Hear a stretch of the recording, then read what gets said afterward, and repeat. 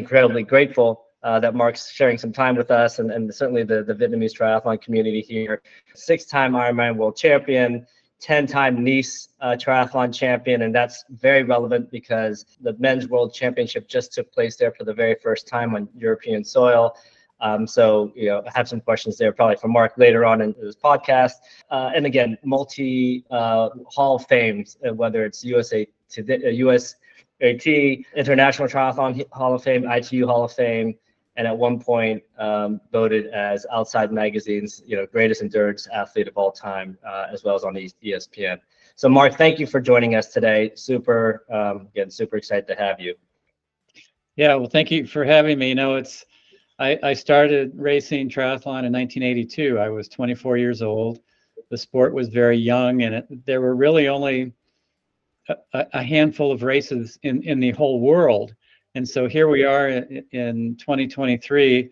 I'm going to be coming to Vietnam, and it's just amazing how the sport has grown and how it's international, and there's just such excitement about it. And I really, really like going to places like Vietnam where it's kind of at the beginning and it's starting to grow, because I love that innocence that the sport has when people are getting into it and they're discovering it, and they start training and they go, I don't know if I can finish a 70.3. I don't know if I can finish an Ironman. And then they start training and they find training partners, and the next thing you know, you're like, wow, I'm kind of getting fit here. And then you go do the race, and and then you cross the finish line at the end of the day after you've prepared, and your family and your friends are there and your training partners, and it's a great experience and a great lifestyle. Thank you, Mark. And it's been something for those that are listening in. I've gotten to know Mark really well over the last couple of years, but the funny thing is I got to know Mark when he first put together a limited edition book, The Art of Competition. It was on, I think, Kickstarter. Mm-hmm. And I was looking through that one night, surfing the internet as I was watching the Ironman World Championships live, came across this Kickstarter campaign, and I said, oh my gosh, I must order as many of these books as I can. And from that, our relationship has grown from there. So fantastic book for those that can get their hands on it. But today, again, I think one of the things I thought about over the last couple of years is, when do we invite Mark to come to Vietnam? When will the community appreciate a living legend to be able to come and share a perspective? Because the first event in 2015, we had just around 50 or so Vietnamese triathletes, and now we have over, well over 1,000 that are training on a regular basis, and then that actually compete. I think it was close to 1,600 at our last event, if you look across all the ages and across the relays and across different segments. So an incredible explosive growth since 2015. And now I think as people go into the sport and start to learn, as you did early days when you're experimenting into structured training, from just doing it with friends and social to going into a little bit more structured training and very performance driven, really important over the next short bit of time with you to how that journey has evolved for you, what you can share with folks. I've always say, don't take as long as it took others to come through this journey. I think that's a lot of what I'd want to be able to have you share. You're still very active. I look to you as someone always saying, and I won't give away your age, I'll just say you're older than me, and say that I'm always looking for those people that have still maintained this very active lifestyle, very engaged, still passionate about the sport. If anything, I want to make sure that people appreciate that it's much more about a lifestyle. What does that actually mean as you go through different phases of this journey and Ironman and multi-sport? So I hope that that's something that you can share, nuggets of wisdom. I think both the journey as well as maybe something specific around racing, and certainly racing in tropical climates and hot conditions, which unfortunately, due to global warming, we're seeing more and more of that these days. But just under things, again, when things don't go well. But that would be great to get out of this session with you today, Mark. Yeah, thank you. Yeah, I'm actually happy to share my age. I'm 65 years old, and I'm still active. When I competed back in the 80s and 90s, there were not quite as many race options as there are today. So the number of races I did each year, I think, was a pretty healthy amount. I didn't over race. Nowadays, a lot of athletes, there are so many options, and so you have to kind of pick and choose, because you know, there's two parts to really enjoying this journey as a triathlete, and enjoying the race experience and enjoying the training. Part of it is how you train, and then the other part is making sure that you get recovery from the training that you do. And it's easy to train. That part is the easy part. It's often the recovery part that people have a hard time figuring out. So, you know, if you just start from the very beginning of, let's say, what are some key things that probably most triathletes try to do on a consistent basis, there's really two key workouts each week that somebody tries to get in for each of the sports, the swimming, cycling, and running. You have your one long swim, bike, and run that you do each week, and then you have another workout that's usually a shorter workout but a higher intensity.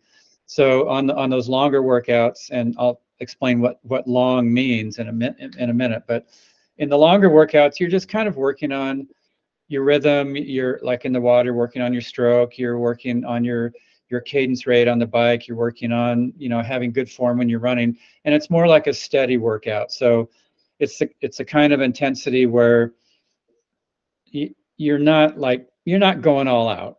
You know, it's a workout that you want to be able to start it and finish it feeling strong.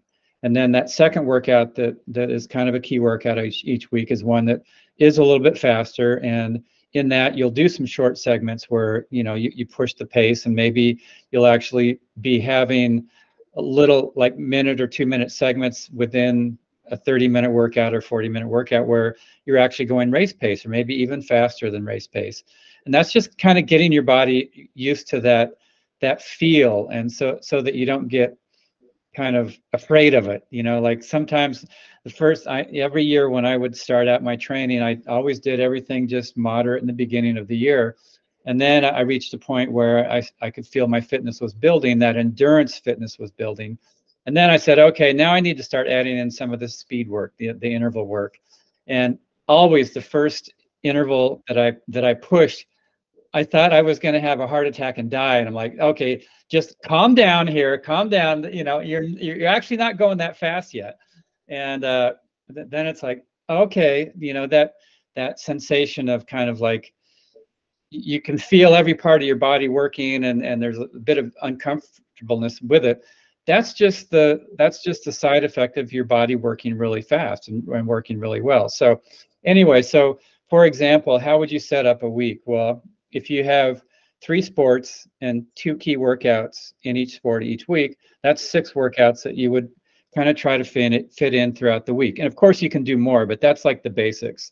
And so maybe on the weekend, when, you know, you have more free time, that's when you do some of those longer workouts. And then during the week, you do shorter workouts that can be easy, but also some of the faster workouts. When you're getting ready for, let's say, the race that I'll be coming to in November, you kind of want to try to build that length of those longer workouts up so that it matches what you're going to encounter in the race. So, you know, for example, depending on your experience in each sport, let's say swimming, you want to try to work up to being able to do a swim workout that's 2,000 meters, 2,500 meters, maybe even 3,000 meters. Again, you don't have to do this every day, but maybe once a week, and you build up to that. And then for cycling, again, you want to try to gradually build the length of that long workout that you try to do each week, so that it comes close to that 90 kilometers that you'll have in the race, or maybe you even ride 100 kilometers in a training day. And then, of course, the run, you want it to be close to that half marathon that you'll be running in the race in November. So somewhere between, you know, a long run of somewhere between 15, 20 kilometers, something like that, maybe even 25. And so as you start, and so in the very beginning, you know, when you're starting as a triathlete, start your training from where you're at. So maybe you have a sport that's your background, that is swimming, cycling, or running, or maybe you're new to all of them. Start with where your fitness is, and then slowly build the length of those workouts. Slowly build the speed that you go in those shorter workouts once a week. and and then honor your body with that recovery time. So if you finish today and you're really tired and you wake up the next day and you go, oh, I don't think I can do it, maybe you should listen to the body. The body is your ultimate coach. If you really tune into your body will tell you, okay, yeah, and so the training is something where it's really fun to kind of like test your limit a little bit, test your endurance by going a little bit longer than you have before, test your speed by going maybe a little bit faster than you have before, but not so much that it completely destroys you and that you wake up going, ugh, I don't want to do this. This is too much. Make it fun, make it something that you do for yourself and that you do hopefully with other training partners so that you have some company in this journey. Great, Mark. Let me ask you this, because obviously we have a range of capabilities now within the Vietnamese community. I remember in 2015, I was actually the first Vietnamese finisher, and it took me six hours and 15 minutes thereabouts to finish. It was one of the hottest races ever, but still, compared to the winning time of around 4:10, 4:15, I was quite far behind. Now we have Vietnamese athletes that are regularly sub 4:40s and then down to the 4:30s. So how would you kind of think about the intensities and things around that? Certainly with you, you were a big Maffetone fan, but how do we think that we have different enablers such as all these devices that maybe help for those that have devices and those that don't? How do we think about these different levels of intensity that you're referring to between, maybe it's RPE or whatever it is? How would you kind of think about that and for this audience here? Yeah, there's a number of ways that you can kind of gauge your intensity, and there's certain levels of intensity. So, in broad terms, you've kind of got your aerobic workouts, which they're lower intensity. Your heart rate is not going through the roof. You can usually talk during the workout, and at that perceived effort level, it's something that you should feel like you could just kind of keep going at this level. That's aerobic. That stimulates your body to get really good at burning fat for fuel. And fat for fuel is the thing that your body uses in endurance. And for sure, every triathlon has a lot of endurance around it, even a sprint race. And then you have kind of like your race pace workouts, and those are sort of like that lower end of anaerobic. And so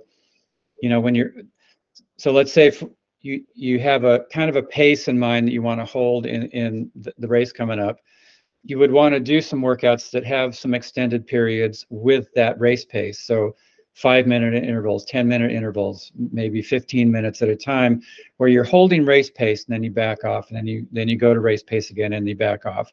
And then let's say about 60 or 70% of your workouts should be those just steady aerobic workouts. And then you have another 20-25% of the workouts that are some of those race pace workouts. And then you have just a little bit of training where you're doing very short intervals, 30 seconds, a minute, 2 minutes, 3 minutes, maybe up to about 5 minutes at a time. And on those, you're trying to go about as hard as you can go.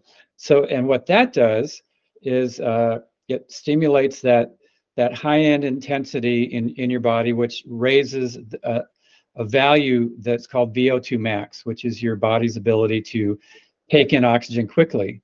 And the quicker you can get oxygen into your body, the more efficient you are as an athlete at all paces. So, and it doesn't take much of that high-end, super hard stuff to get a really good change in your VO2 max to raise it up.